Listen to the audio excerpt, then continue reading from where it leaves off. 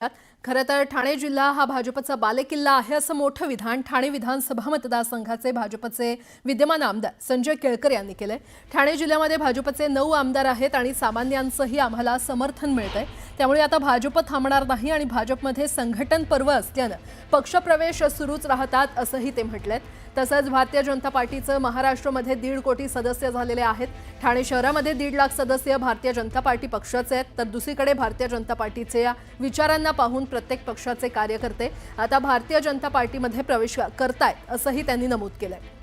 दरम्यान ठाणे शहर मतदारसंघ शिवसेनेचा बालेकिल्ला मानला जातो। राज्याचे उपमुख्यमंत्री एकनाथ शिंदे सुद्धा ठाण्याचे असल्यानं ठाण्यात शिवसेनेच्या विचारांचा आणि शिवसेना समर्थक नेते कार्यकर्ते देखील मोठ्या संख्येने आहेत। त्यामुळे शिंदेंच्या बालेकिल्ल्यात थेट भाजप आमदार संजय केळकर यांनी ठाणे हा भाजपचा बालेकिल्ला असल्याचं विधान केल्यानं नव्या चर्चांना उधाण आले।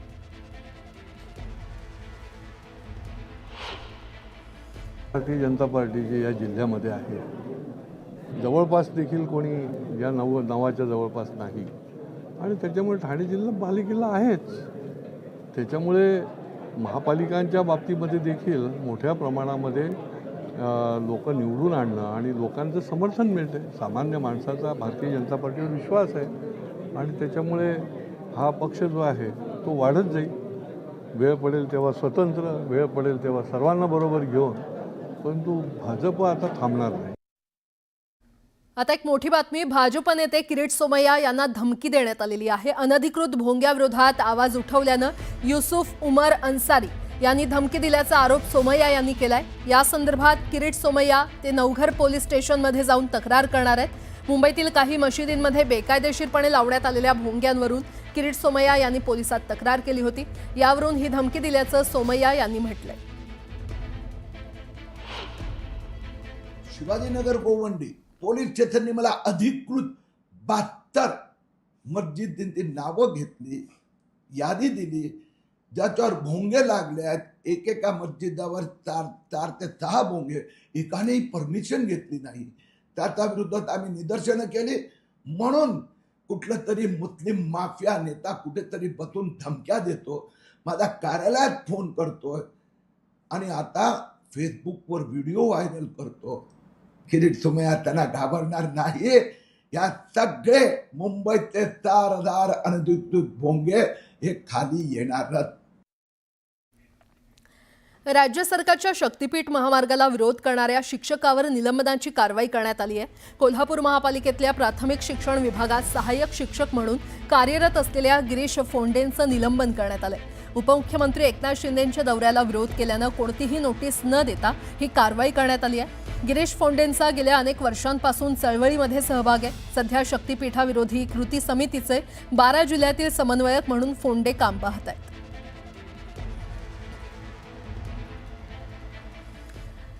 पुण्यातल्या नामांकित गोखले इन्स्टिट्यूट इथे 1 कोटी 42 लाख रुपयांच्या निधीमध्ये फसवणूक केल्याचा आरोप आहे आणि या आरोपाखाली भारत सेवक समाज संस्थेचे सचिव मिलिंद देशमुख यांना पुणे पोलिसांनी अटक केली आहे। या प्रकरणी देशमुख यांना न्यायालयामध्ये हजर करण्यात आलं होतं।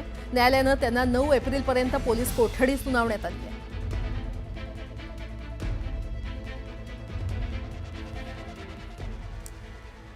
डॉक्टर बाबासाहेब आंबेडकर विद्यापीठात बोगस पदवी देऊन पीएचडी करणाऱ्या संस्थाचालक मझहार खानला शेवटी पोलिसांनी अटक केली। मझहार खानची पत्नी अस्मा खान हिला आधीच पोलिसांनी अटक केलेली आहे। मझहार खान फरार झाला होता। मझहार खान आणि अस्मा खान यांनी एमफिलची बोगस पदवी देऊन पीएचडीला प्रवेश घेतला होता। न्यूज 18 लोकमतनं हे प्रकरण चव्हाट्यावर आणलं। विद्यापीठ प्रशासनाला दोघं पत्नींवर फसवणुकीचा गुन्हा दाखल केला होता आणि पोलिसांनी आता दोघांनाही अटक केली आहे। बोगस पदवीचं मोठं रॅकेट आता समोर येण्याची शक्यता आहे।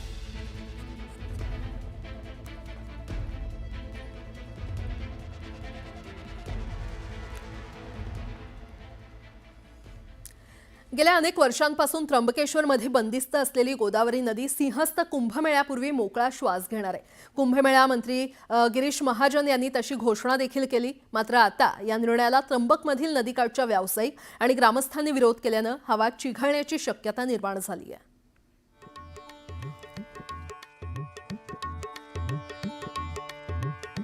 नाशिक आणि त्र्यंबकेश्वर इथं होऊ घातलेल्या कुंभमेळ्याच्या विकास कामांवरून आता स्थानिक नागरिक आणि प्रशासन यांच्यात खटके उडायला सुरुवात झाली आहे. बाजार बसतो, भाजी बाजार बसतो. परवा मुख्यमंत्री महोदय आले, त्याच्या निर्णयाची गोष्ट ज्यावेळेला आणली त्यांनी तात्काळ निर्णय दिले की लगेच 15 दिवसामध्ये सगळी तोडून टाका. गंगेवर पोट भरतोय आम्ही 10 रुपयाचा माल घेऊन त्याच्यावर 5 रुपये कमवतो आणि आमचे लेकरं बाळ जगवतो. ही गंगा ओपन करू नका. गोदावरी खुलं करण्यासाठी त्र्यंबकेश्वर नगरीतल्या गावकऱ्यांच्या ठिकाणी विरोध आहे. त्र्यंबकेश्वरमध्ये उगम पावणारी गोदावरी नदी कुशावर्तापासून बंदिस्त करून त्र्यंबक गावाबाहेर सोडण्यात आली आहे.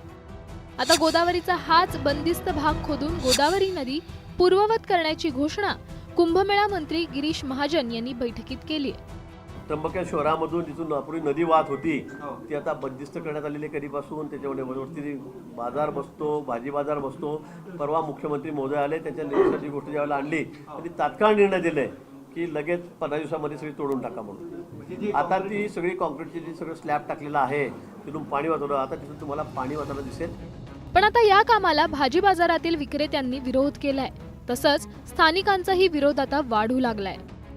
काय गरिबाचं म्हणणं असं आहे का गंगेवर पोट भरतोय आम्ही 10 रुपयाचा माल घेऊन त्याच्यावर 5 रुपये कमवतो आणि आमचे लेकरं बाळ जगवतो. ही गंगा ओपन करू नका, एवढंच आमचं काय गरिबाचं म्हणणं आहे. आणि जर ओपन केली तर आम्ही तडाड उपाशी मरू. अनेक समस्या येते. आत्ता आपण गंगा ओपन गावाच्या बाहेर बघतोय. ती गंगा म्हणजे निव्वळ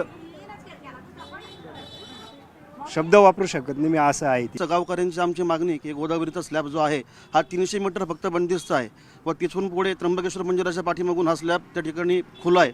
त्यामुळे गोदावरी खुलं करण्यासाठी त्र्यंबकेश्वर नगरीतल्या गावकऱ्यांच्या ठिकाणी विरोध आहे.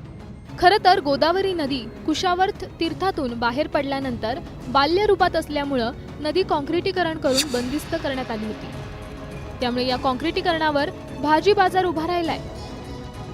मी आता ज्या ठिकाणी उभा आहे या माझ्या खालच्या बाजूला गोदावरी नदी आहे आणि त्याच गोदावरी नदीच्या वर अशा पद्धतीनं स्लॅब टाकून हा सर्व भाग गोदावरीचा जो आहे तो बंदिस्त करण्यात आलेला आहे. आणि त्याच्यावरती अशा पद्धतीनं एक स्लॅब टाकण्यात आलेला आहे आणि त्या स्लॅबवरती एक भला मोठा भाजी बाजार जो आहे तो देखील आज मितीज भरतोय. आता हीच गोदावरी नदी जी आहे ती पुनर्जीवित करावी, या गोदावरी नदीवरती टाकण्यात आलेला जो स्लॅब आहे तो काढण्यात यावा, अशा प्रकारची मागणी जी आहे ती समोर आली.